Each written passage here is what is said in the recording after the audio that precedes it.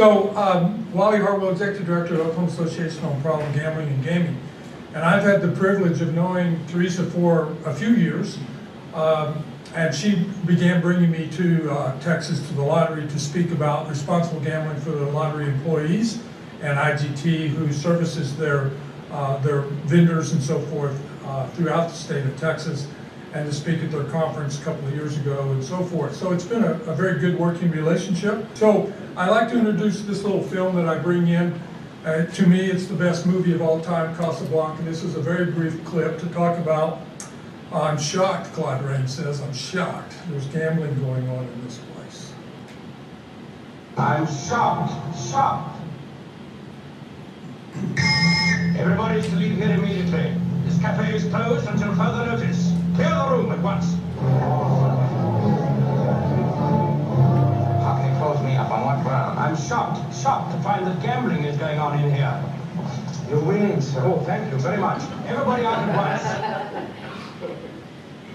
Hopefully you can appreciate the intent of that. And what happens in Vegas stays in Vegas, right? Well, all of you folks from Texas that go to Oklahoma to gamble, what happens in Oklahoma doesn't stay there. The problems come back to Texas, except the money. We keep that in state, and trust me, it's a lot. So in talking with the lottery, as I've done over several years, it is amazing the depth and the breadth of the lottery in Texas, and the over $6 billion of sales that has been generated. I think when I spoke back in 2018, maybe that was the first year it had gone over $6 billion at that point in time, so it has continued to climb. And that's the equivalency of the casino revenue in Oklahoma. It's about $6.2 billion. So, you know, it's amazing how large the industries are and how thriving the Texas lottery has been for such a long period of time.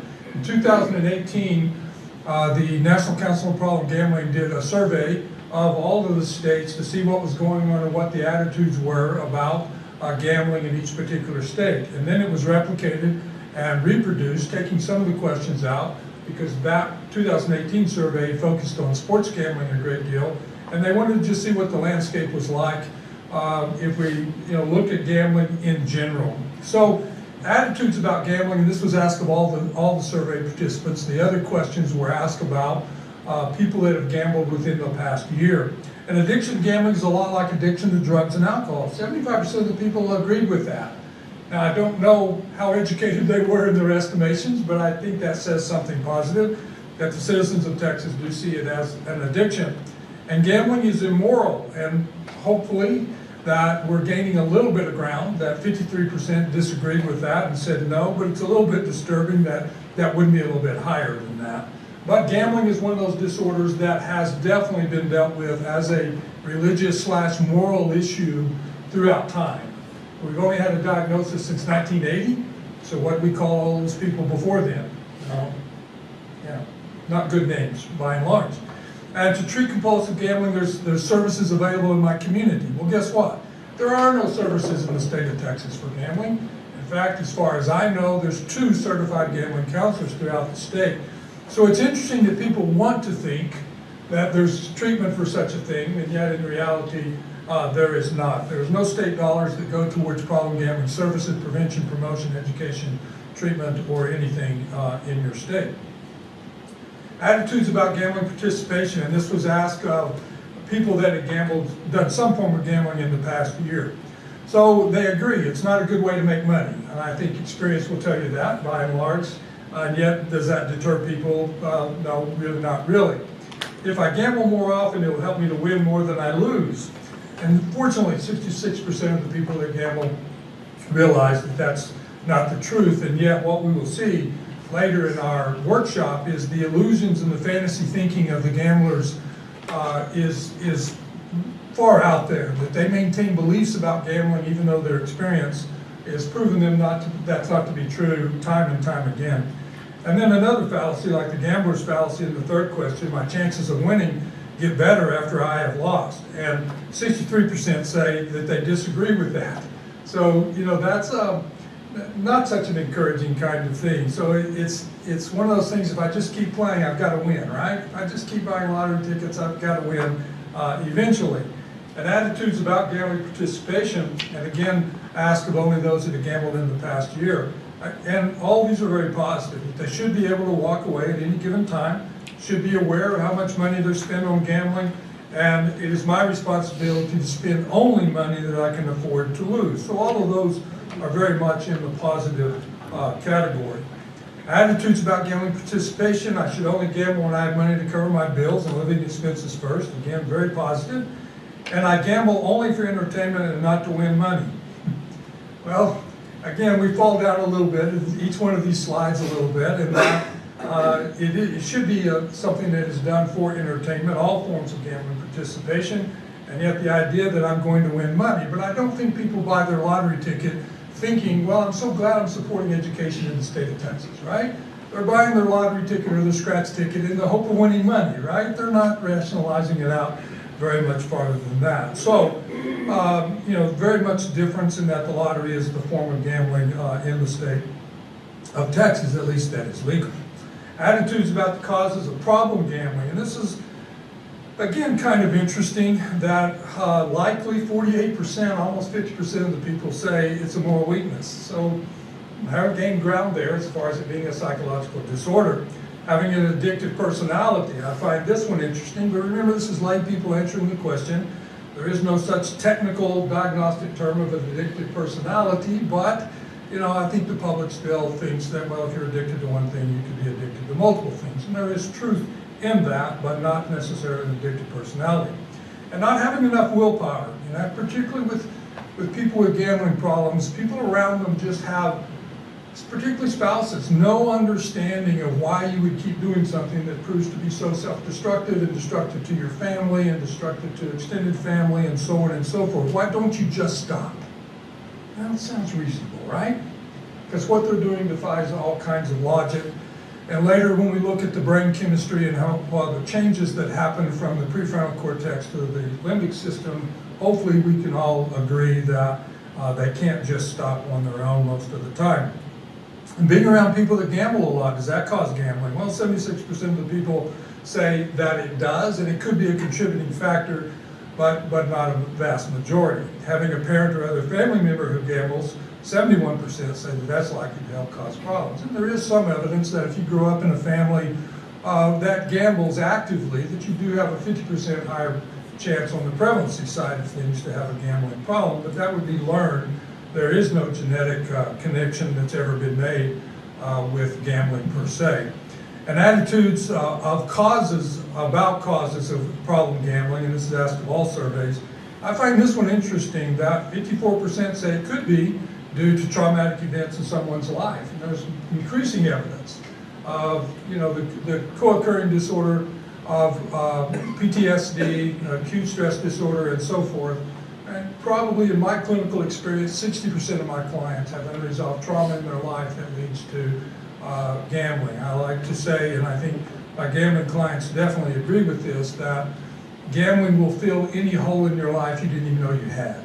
It will fill up all the crannies and spaces, and everything else you used to do for fun goes by the wayside, because now all you do is this. So a person's genetic and or other medical condition, only 39%, and that may be, it's not so much genetics, but co-occurring disorders psychologically as well as physically, medically, huge contributing factors, at least as a co-occurring problem for those with gambling things. And seeing a lot of ads promoting gambling, 51%. Well, I think if you already have the addiction of a gambling disorder, then the triggers of the promotions and the ads and so forth do bother you a great deal. Yeah, I don't think, like myself, there's a mute button on that thing called a remote control, and I just mute all those commercials from all the casinos and so on and so forth. So I don't think it's necessarily going to cause a gambling problem, but for those that are already triggered, certainly it would. And winning a lot of money, 76% would agree with that could cause, and that is one of the leading factors, you might say, of those that develop a gambling problem is when they first start gambling to have an initial big win. Because then the gambler's fallacy comes into play. They think this is the way it's going to be forever and ever, and they continue to chase that experience ongoing. So gambling in the past year in the state of Texas, past gambling activity of any kind, 81% of Texans said they've done some form of gambling in the past year. And yet you'll see another one that says 38% of the people in Texas say they never gamble at all. So not quite driving in that regard. And what people consider gambling, like buying lottery tickets, most people do not consider that to be gambling, any more than they would consider their money in an IRA account to be gambling.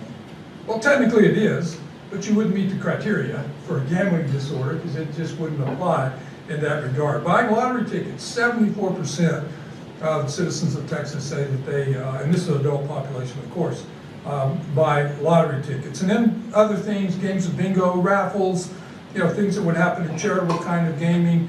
Horse races, 15%, traditional sports betting, 26%. So if you go just across the border for here, it'd be Wichita Falls, Texas, just across the river or two, there's Kiowa and Comanche Casino. If you go north of Dallas by 35, you run into WinStar just across the river, which is the world's largest casino floor. Or you go up Highway 75 over just east of there, and you go to a Choctaw Casino, which is a very large, nice facility as well. 95% of the cars in the parking lot are from Texas. So there's more people in North Texas than there are in the whole state of Oklahoma. So taking your money is absolutely no problem, but those problems are going to come back home. So what we want, and what I explained to the lottery retailers, we're not evangelists. We don't want our employees to, pass out those pamphlets about problem gambling like some kind of religious tract, but to listen very carefully to things that the customers might say that, when you hand them their tickets, the next time they come in, you hand them a problem gambling brochure where they might get some help. Be very discreet about it. Don't ever embarrass anyone and that kind of thing. It is interesting how the employees in the gaming and gambling business are highly interested in this subject called problem gambling, and that I don't think anybody wants to work in an industry that they think is causing social problems. It just doesn't feel good to think that. Or if it might, then we have programs in place to be able to help people. And that's what we want customers, our employees, and the lottery people, everyone to know, is that we have a social conscience and that we want to be contributing to helping people, certainly not harming people. So there is no doubt that 96% of the population, if they chose to gamble, would do so responsibly. And not everyone chooses to do so. It's always a small portion of the population is going to develop this disorder. One criteria by itself, the amount of money you spend, is not by itself the indication of a problem. It has to match the other criteria as well. So we try to explain that to them, that single signs are indicators, but not necessarily the problem. And that the criteria is 4 or 5, or 4 or more, that designates whether this fits into the gambling disorder criteria. They don't need to know about mild, moderate, and severe, and so forth. We also like to talk to our employees about taking this seriously and being a leader in this field for responsible gambling. So being the who factor, practicing positive customer service, getting to know your customers as well as you possibly can, and anticipating the issues that they may begin to have when you see patterns of their gambling change or the way they buy lottery tickets. And one of the sober things that we have to train, because it is the truth, is that people with a gambling disorder, and many times, and almost always, 90% of the time, people with a gambling disorder have a co-occurring disorder, and it's usually either a previous or current substance use disorder problem and or depression. And then you put money and financial problems in combination with that, and it's not a good combination. That people with a gambling disorder have the highest rate of suicide attempts of any of the other disorders. And that is an alarming factor that worked with substance abuse people most of my adult life, and they don't often come to the conclusion that, well, the world is better off without me because of my problem. And yet gamblers seem to go to that kind of reasoning and thinking quite quickly because of the depth of their depression that's untreated and the depth of their financial kinds of problems. So what we want our customers, retailers to know is how to get help. And the helpline number is the national number for Texas, 1-800-522-4700.